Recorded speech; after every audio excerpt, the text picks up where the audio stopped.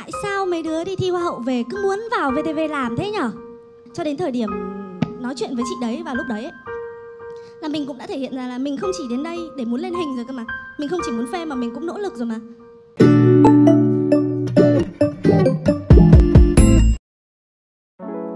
Ngày 26 tháng 4 My đã có một buổi chia sẻ với các bạn ở Học viện Ngoại giao về chủ đề xây dựng thương hiệu cá nhân. Hãy xem các bước để xây dựng thương hiệu cá nhân là gì nhé. Mình muốn các bạn hãy cùng mình nhìn lại hành trình của mình trong những ngày tháng vừa qua, và biết đâu là các bạn có thể rút kinh nghiệm cho câu chuyện của bản thân và tìm ra được một hướng đi nào đó cho riêng mình. Cuộc đời của mình cho đến thời điểm hiện tại là có 3 ngôi trường mình học được nhiều nhất. Đó chính là những năm tháng ở DAV. Tiếp theo là những ngày mình tham gia cuộc thi Hoa hậu Việt Nam 2018 cho đến chuyên nghiệp như bây giờ tại VTV. Nói đến thời gian ở DAV đi. Khi mà nhắc đến bạn Hà My ở DAV thì mọi người sẽ nghĩ là cô gái tặng hoa cho Tổng thống Trump, một sinh viên tiêu biểu của Học viện Ngoại giao ư. Nhưng mà thật sự ấy, thì nó không hề là như vậy. Bởi vì khi mà mình được tặng hoa cho Tổng thống, lúc đấy là mình đã năm cuối rồi. Nhưng mà mọi người không thể biết được là cái quá trình từ năm nhất đến năm 3 của mình nó diễn ra như thế nào đâu. Hãy cùng nhìn lại vào những năm tháng mình mới bước chân vào Học viện Ngoại giao. Lúc đấy là mình tốt nghiệp trường AM, hệ chuyên Pháp, nhưng mà mình lại vào DAV ở khoa ngôn ngữ Anh. 12 năm mình chỉ biết học tiếng Pháp thôi. Và sau đấy mình cảm nhận là cái ngôn ngữ Pháp sẽ không còn phổ biến ở trong tương lai nữa. Chính vì thế mình đã quyết định thi vào DAV bằng tiếng Anh. Và đến khi vào trường, mình nghĩ là ôi, mình giỏi quá rồi. Đến DAV mình còn đỗ vào được, mà trong khi đó mình chuyên Pháp, mà tại sao mình lại đỗ được vào chuyên Anh? Nhưng mà lúc đấy mình lại gặp đúng cái trường hợp như những gì mà DPC đã chia sẻ ở trên fanpage của mình. Đó chính là bạn hơn một chút thì vui, bạn hơn nhiều chút tôi peer pressure. Mình kỳ vọng rất nhiều, mình nghĩ mình là something ở cái nơi này, nhưng thật sự là mình chả là ai cả. Chính vì thế mình cần phải tìm đến một nơi phù hợp với mình. Đầu tiên, về điểm số, mình cố gắng học, cố gắng đọc hết tất cả các giáo trình trước khi lên lớp. Nhưng mà vấn đề là vẫn không theo kịp được tất cả mọi người.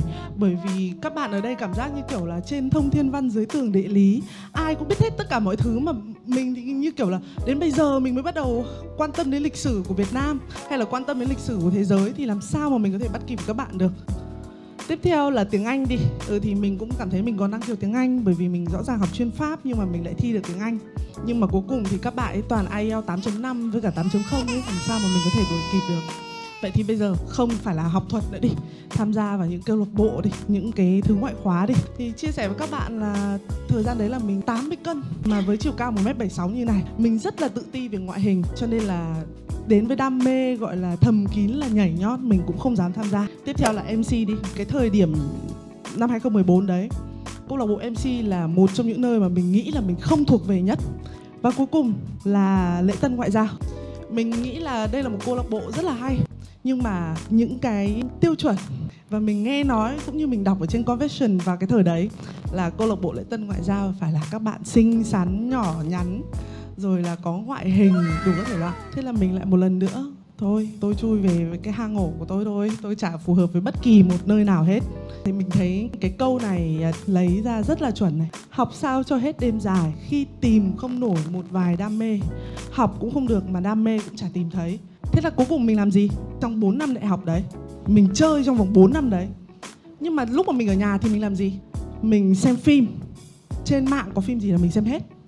Nhưng mà nhờ có việc đấy thì mình đã được học ngoại ngữ thụ động. Nó đã giúp cho mình có được cái khả năng nghe hiểu được nhiều ngoại ngữ khác nhau một cách thụ động. Tiếp theo là mình xem YouTube. Mình xem tỷ thứ trên đời. Mình xem từ thứ nhảm nhất đến MV ca nhạc, đến idol K-pop Hàn Quốc, cho đến cả những cái thứ có thể mang lại được cho mình kiến thức tổng hợp. Cuối cùng vào năm 2016, mình mới bắt đầu tham gia DPC. Nhưng mà với mục đích ban đầu chỉ là để có thêm điểm cộng đồng. Nhưng mà sau khi vào DPC, mình đã học được trải nghiệm xã hội, là mình đã học cách mở lòng hơn và giao tiếp với mọi người một cách niềm nở, thân thiện với nhau hơn. Và kết quả là sau 4 năm chỉ toàn chơi, kiến thức xã hội của mình tốt, tiếng Anh chuyên ngành cũng rất là tốt, và IELTS của mình thì rất là ok. Và tất cả những cái điều tổng hòa này đã giúp mình vượt qua được vòng phỏng vấn của Cục Lễ tân MOFA và được chọn tặng hoa Tổng thống Hoa Kỳ Donald Trump. từ câu chuyện của mình thì mình mong các bạn hãy hiểu là đôi khi những môi trường để đạt được nhiều thành tích cao ấy, nó cũng đem lại cho mình nhiều trải nghiệm và nó cũng sẽ giúp mình có thêm nhiều kiến thức xã hội cũng như là kỹ năng mềm. Nhưng mà chưa chắc nó đã là tất cả. Nếu như mà mình không có nhiều thành tích ấy, cũng không có nghĩa mình sẽ trở nên là loser. Bởi vì tất cả những cái điều mình làm khi mình nghĩ mình là loser ấy, nó sẽ somehow giúp mình. Và một ngày someday mình đã rút ra được là step 1 để xây dựng thương hiệu cá nhân. Đó chính là đầu tiên bạn phải đi tìm được bản thân bạn đã. Bạn là ai? Và để biết được bạn là ai, khi bạn đang rất hoang mang, bạn không biết mình giỏi cái gì, thì điều thứ nhất bạn cần phải làm đó chính là bổ sung kiến thức tổng hợp. Hãy tìm hiểu về tất cả mọi thứ, nghe tất cả mọi thứ, rồi đến khi mà mình cảm thấy là mình enjoy cái gì nhất, mình cảm thấy thích cái gì và cái này phù hợp với mình nhất ấy, thì bạn hãy đâm đầu vào nó và khẳng định bản thân. Thì lúc đấy bạn mới tìm được những cái thế mạnh của mình. Cuộc thi Hoa hậu Việt Nam 2018, mình đến với cuộc thi thì sau khi tốt nghiệp xong Học viện Ngoại giao, chả hiểu ma xui quỷ khiến thế nào mình lại đi chọn thi một cái cuộc thi sắc đẹp như thế này. Khi nhắc đến mình ở cuộc thi Hoa hậu 2018, mọi người sẽ nghĩ là một người đẹp trí thức, một cô gái 5 thứ tiếng và tân Hoa hậu Việt Nam 2018. Nhưng mà reality thì sau khi tham gia cuộc thi này, mình cảm thấy mình lost một cách dã man luôn. Mình không biết mình ở đâu, mình thuộc về đâu và mình đang làm gì ở cái cuộc thi này. Mà sau khi tham gia xong mình cũng không hiểu được bây giờ mình đi đâu. Sau khi tham gia Hoa hậu Việt Nam 2018 thì cái mình mất đầu tiên đó chính là mình thua. Mình chỉ dừng lại ở top 15 thôi. Tiếp theo là mình phải đối mặt với cả cái showbiz drama. Và tiếp theo, cái này là cái nặng nhất luôn, là stereotype. Bình hoa di động, một cô gái chỉ đẹp đi thi các cuộc thi này nọ và mong muốn đổi đời thứ. Mọi người đã cộp mác cho mình cái định kiến đấy khi nhắc về mình. Sau khi mình tham gia cuộc thi này, tất cả điều này đã khiến mình vỡ mộng. Nhưng mà mình nghĩ là không có một trải nghiệm nào là vô ích cả. Bởi vì trong cuộc thi này, cái mình học được đầu tiên đó chính là mình phải luôn luôn chủ động trong tất cả các giao tiếp xã hội, đối diện với cả đám đông và public speaking. Và cuối cùng là tự tin trước ống kính. Và từ cái trải nghiệm này thì dù nó khiến mình mất rất nhiều thứ, nhưng mà mình đã rút ra được cho bản thân là không có bất kỳ một trải nghiệm nào là vô nghĩa cả. Và mình cũng khuyên với các bạn là đừng ngại thua cuộc, đừng ngại thử thách tất cả những cái gì mà các bạn có thể trong lúc còn trẻ. Việc xây dựng thương hiệu cá nhân, mình nghĩ là củng cố kỹ năng mềm là một trong những điều cũng khá là quan trọng. Muốn củng cố kỹ năng mềm thì các bạn phải tham gia các hoạt động, nhưng mà phải là đa dạng chứ không phải là cứ xem về một lĩnh vực. Và tích lũy trải nghiệm, sau đấy kỹ năng mềm của bạn chắc chắn sẽ được củng cố. Mình cũng không biết làm cách nào để tìm ra được con đường riêng cho mình. Bây giờ tham gia cuộc thi rồi, bạn bè của mình hiện tại thì đứa thì đỗ được vào Bộ Ngoại giao rồi, đứa thì vào làm ở Vin, tìm thấy được rất là nhiều bến đỗ. Mà bây giờ mình chỉ tham gia cuộc thi này, chả lẽ mình lại đi vào showbiz à? Mình ăn học bao nhiêu năm như thế, chả lẽ bây giờ mình lại vào showbiz à? Mình chỉ suốt ngày đi chụp hình thôi à? Đóng quảng cáo thôi à? Thế là mình cũng đã có một thời gian ôn thi vào bộ. Như các bạn biết là số lượng thì có hạn, thì mình cũng đã tự tìm một cái thử thách mới cho bản thân, đó chính là làm vlog. Và khi làm vlog ấy, mình chưa bao giờ biết dựng hình này, mình không biết cách marketing, mình không biết cách SEO. Bắt đầu mình làm cái này ấy, mình bắt đầu search cách làm thế nào để SEO cho nó hiệu quả, làm thế nào để khiến cho video của mình on top ở trên YouTube. Và vô hình chung tất cả những cái điều mà mình đã tìm hiểu và mình đã rèn luyện khi làm kênh vlog của riêng mình ấy, nó đã giúp mình có được các kỹ năng để có thể vào được VTV. Nhưng mà đến khi vào VTV thì mọi người lại nghĩ là mọi thứ đơn giản quá. Cái cô này nữ sinh tặng hoa Tổng thống Trump vào đài truyền hình làm, vừa có ngoại hình, vừa đi thi Hoa hậu xong rồi còn vừa có tri thức, xong rồi lại có lối dẫn mới mẻ, rồi năng động sáng tạo. Mọi thứ đơn giản thế á? Nhưng thực tế nó không hề là như vậy. Ở VTV mình gặp rất là nhiều khó khăn. Thứ nhất là mình thiếu kinh nghiệm. Mình chỉ biết làm content YouTube thôi chứ đâu có nghĩa là mình biết làm bản tin đâu. Đâu có nghĩa là mình biết viết tin bằng tiếng Việt đâu. Hồi xưa có học ở khoa ngôn ngữ Anh thì cũng là viết tin bằng tiếng Anh. Tiếp theo là drama công sở. Không ai đánh giá cao năng lực của mình bởi vì họ không biết đến năng lực của mình. Mỗi một phòng, mỗi một ban là một thực thể cá thể khác nhau và không ai nhìn ra, trừ khi là mình đã được lên hình rồi. Tiếp theo là nghèo. làm truyền hình nghèo lắm, không có tiền đâu, chỉ có fame một tí thôi. Nhưng mà nó cũng có mang nhiều trải nghiệm hay, nhưng mà nói chung là nghèo. Và giải pháp khi đối mặt tất cả những cái khó khăn này, mình lại sử dụng các giải pháp của mình. Và đó là tất cả những cái kinh nghiệm mà mình đã tích lũy được từ những cái step ở bên trên. Đầu tiên, thiếu kinh nghiệm gì? Mình tiếp tục quan sát, tìm tòi và học hỏi. Học từ chính những người đồng nghiệp của mình. Gặp phải drama công sở gì? Mình áp dụng các kỹ năng mềm giao tiếp ở cái thời mình đi thi Hoa hậu. Cái thời mà ai cũng phải thảo mai với nhau. Và không ai biết đến năng lực của mình gì. Thế lúc này thì Facebook bắt đầu đóng vai trò lớn này. Mình làm cái gì mình up hết lên đấy. Và nghèo gì? Lại dùng Facebook tiếp để up, có cái gì up lên đấy, để có gì người ta còn book mình đi làm việc chứ. Người ta book job, book quảng cáo, book mẫu các thứ chứ. Phải có một nghề tay trái để nuôi cái đam mê nghèo khổ này của mình chứ. Đây, nói sâu về câu chuyện tận dụng mạng xã hội một tí đi. Khi mà mình display cái CV, cái portfolio của mình lên Facebook ấy, thì nó sẽ là thay đổi theo thời gian. Ví dụ như vào thời điểm hiện tại, bạn muốn bạn là con người như thế này để có cơ hội nhận được accept vào cái job như thế này, thì bạn sẽ display một thứ. Và vào thời điểm khác thì bạn lại display những thứ khác. Ví dụ như mình cũng có rất nhiều thành tích hoạt động, nhưng mà đến thời điểm hiện tại khi đang là biên tập viên của VTV, và đây là thứ duy nhất là mình đang muốn push vào lúc này, thì mình sẽ chỉ display là mình đang làm việc ở đâu, mình đã từng học trường gì, thế thôi. Mình chỉ muốn mọi người biết đến mình là như thế này thôi. Nhưng mà cái vào thời điểm trước đấy chẳng hạn, khi mà mình đang nghèo dã man ấy, mà mình muốn được book job đi quảng cáo ấy, hoa khôi này kia, top gì đấy.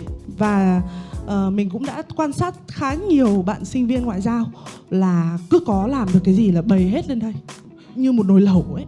Và luôn luôn cập nhật những cái thông tin mà mình đang muốn hướng tới, mình đang muốn định vị bản thân mình ấy lên mạng xã hội cũng là một điều rất là tốt. Hãy be professional ở trên Facebook. Đấy là theo kinh nghiệm cá nhân của mình. Không nên tạo dựng cho mình những cái hình tượng nó không bổ trợ cho vị trí của mình hiện tại. Tất cả những cái hành trình vừa trên của mình tại VTV là đã giúp mình suy ra được cái step 3 trong việc xây dựng thương hiệu cá nhân. Đó chính là định vị bản thân. Thì họ sẽ biết là cô này là ai, và mình là người tự làm điều đấy, chứ không phải là do báo chí hay là do bất kỳ ai dựng nên cả. Và chung quy lại là những bước để xây dựng thương hiệu cá nhân theo kinh nghiệm của riêng mình. Thì đầu tiên là bạn phải hiểu được bạn là ai đã. Mà để hiểu được bạn là ai ấy, thì bạn phải học với tất cả nhiều thứ. Rồi sau đấy bạn mới pick ra là bạn sẽ theo thứ gì. Step thứ hai là phải củng cố kỹ năng mềm để support cho cái chuyện là mai sau bạn apply đi làm ở đâu. Và cuối cùng thứ ba là bạn tự định vị bản thân mình ở ngay trên mạng xã hội và dùng nó một cách wisely. Nó không chỉ là có 3 step đâu, mà cả 3 cái step ấy nó kéo dài suốt cuộc đời của chúng ta. Cái quá trình xây dựng thương hiệu bản thân ấy, nó là không ngại thử, không ngại sai, để rồi bạn còn tìm thêm được nhiều bản thân khác của bạn nữa, chứ không phải là chỉ một. Bởi vì sao? Như thế bạn sẽ tăng được giá trị của bản thân. Và như thế thì thương hiệu cá nhân của bạn sẽ luôn được refresh để không bị outdated. Phải luôn refresh bản thân và luôn tìm hiểu những cái mới để tăng giá trị của bản thân nữa. Và để kết luận thì mình không phủ nhận là những thành công của mình đến hiện tại đa phần là do may mắn. Nhưng mà nếu như trước đấy mình không nỗ lực, nó sẽ không bao giờ dẫn đến được thành công. Mà chỉ có khi mà mình đã nỗ lực sẵn rồi, xong rồi khi mà mình có được trao cho cơ hội, rồi sau đấy mình mới có được cái thành công của riêng mình.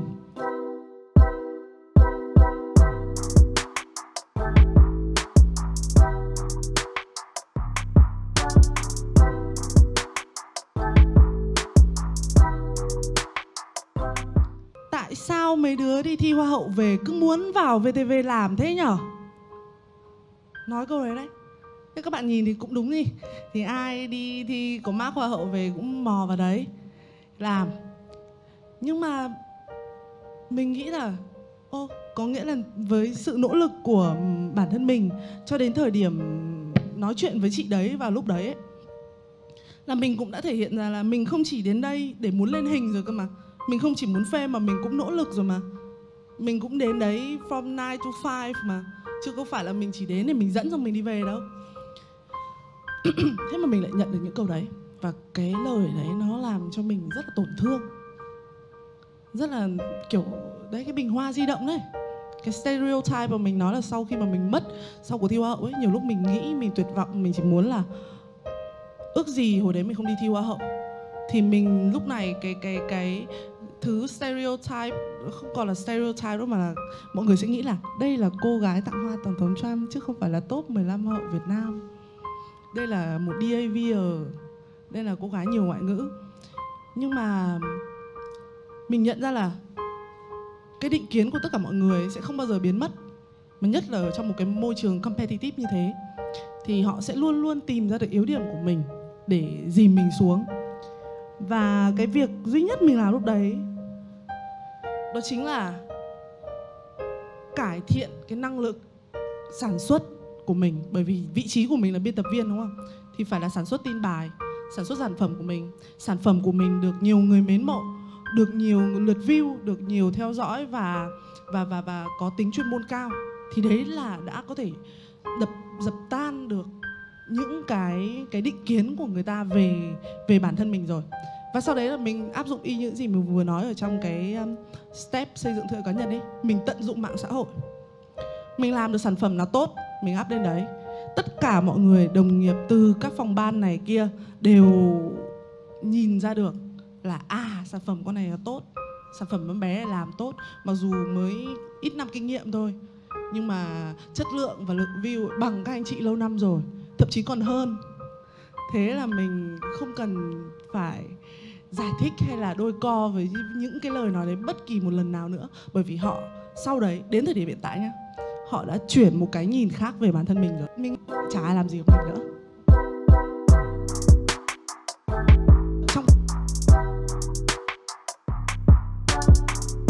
cái môi trường của mình ấy, bất kỳ ai mình sẽ rất là respect. Nhưng mình phải có đam mê và một cái riêng mình, và mình mạnh về cái điểm đấy. Nó có thể không phải là những cái gì mà mình có thể thể hiện ra được ở trên lớp. Nó có thể là tài kinh doanh của các bạn ở bên ngoài sao? Nó có thể là tỷ thứ, hay là bạn đang có một cái account hay là một cái fanpage gì đấy mà rất là nhiều follower ở bên ngoài sao, mà bạn anonymous hay kiểu không sợ chó rồi sao?